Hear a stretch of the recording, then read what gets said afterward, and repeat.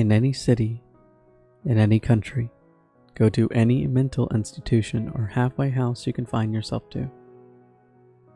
When you reach the front desk, ask to visit someone who calls himself the holder of the end.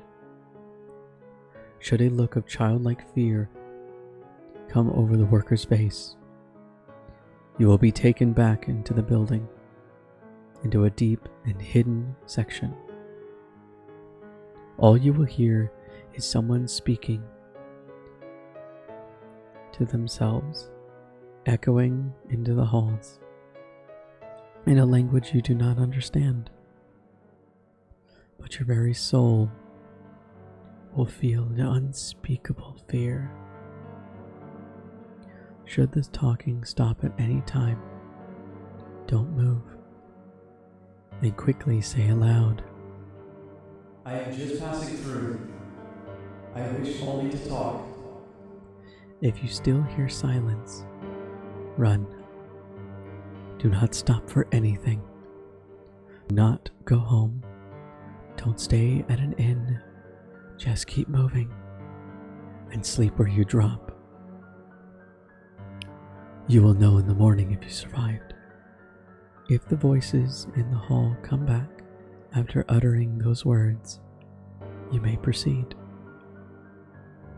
Upon reaching the cell, all you will see is a windowless room with a person in the corner speaking the language, cradling something in his hands.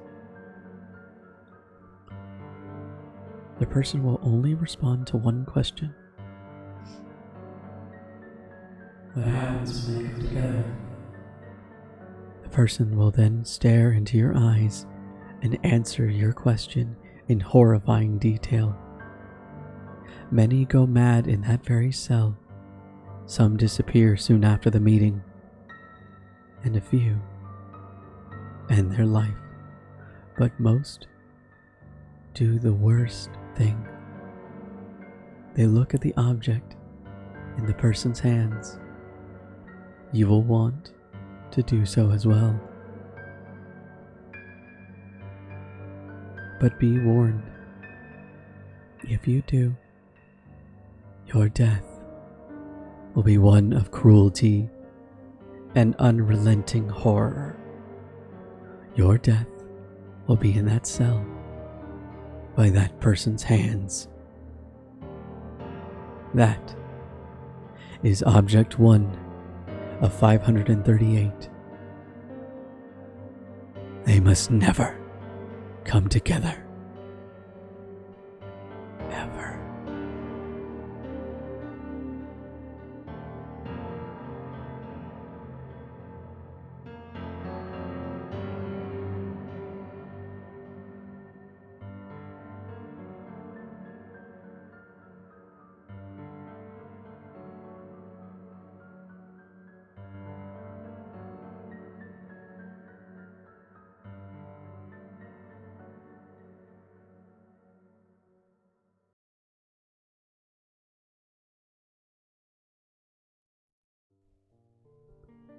In any city, in any country, go to any mental institution or halfway house you can find yourself to.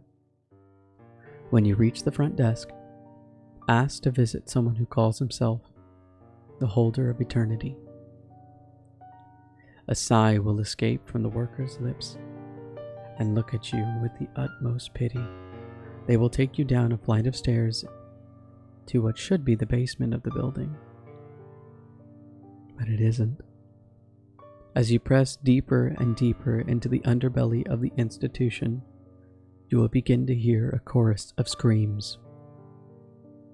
At first they will be barely audible, as if originating from a point far away. But the closer you get to the end of the hall, the louder they will become, until they drown so loudly that all other noises are consumed.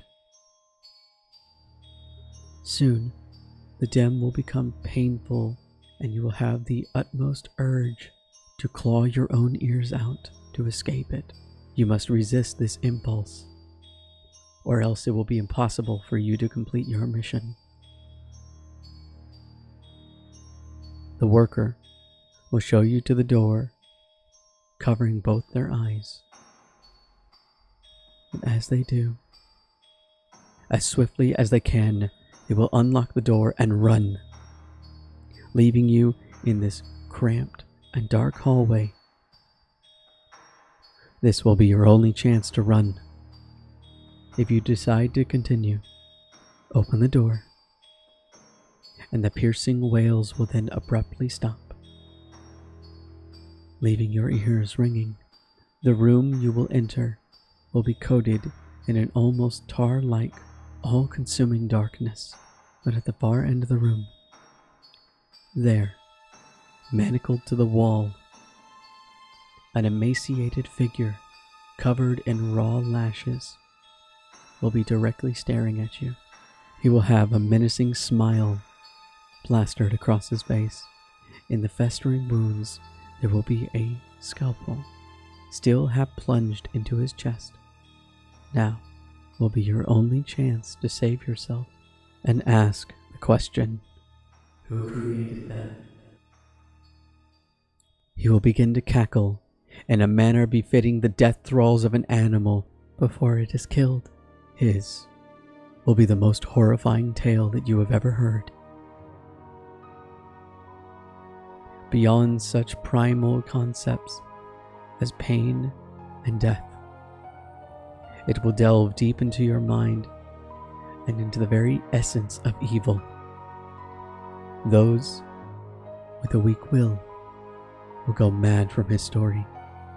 So remain strong, no matter how much the tale will fester into your mind. When he finishes, it will be up to you to end this man's life, releasing him from this terrible burden. Remove the scalpel, and he will shudder only once before following into death. That scalpel is Object 3 of 538. It is up to you if the rest should be protected or destroyed.